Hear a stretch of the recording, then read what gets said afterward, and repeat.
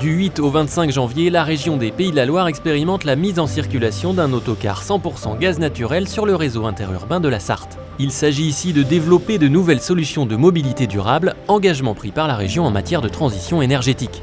Cette expérimentation aujourd'hui est totalement dans la dynamique que nous avons lancée. La motorisation alternative est une priorité. On souhaite être la première région de motorisation alternative. Pas d'émissions de fumée noire, pas d'odeur, c'est le premier avantage de cette motorisation au gaz naturel. Pour cette expérimentation, le Conseil régional des Pays de la Loire s'est associé à la société Transdev STAO, l'autocar étant mis à disposition par Scania. Le véhicule est d'ores et déjà mis en service sur l'ensemble des lignes du réseau TIS. Donc il circule actuellement tant sur des petits services scolaires que sur des grandes lignes express.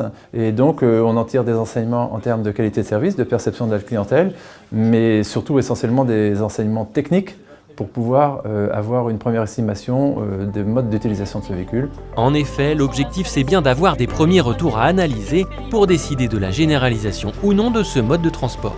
Les résultats sont très positifs et encourageants en termes de sonorisation, qui est 30 à 50% moins élevé, en termes de souplesse de conduite, et puis en termes également d'approvisionnement, puisqu'aujourd'hui le car peut circuler jusqu'à 3 jours. Nous allons maintenant nous orienter vers une analyse un peu plus moyen terme, c'est-à-dire d'avoir plus finement des coûts d'utilisation pour pouvoir projeter une expérimentation qui ne va durer que quelques semaines, à l'échelle d'une année complète et à l'échelle de l'ensemble du parc de la région Pays de la Loire, c'est-à-dire 3500 véhicules.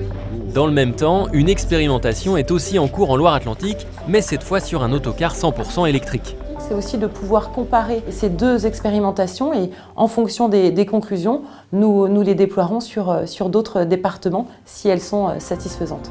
Forte de ces différentes expérimentations, la région des Pays de la Loire montre bien qu'elle est en train de relever le défi de la transition énergétique.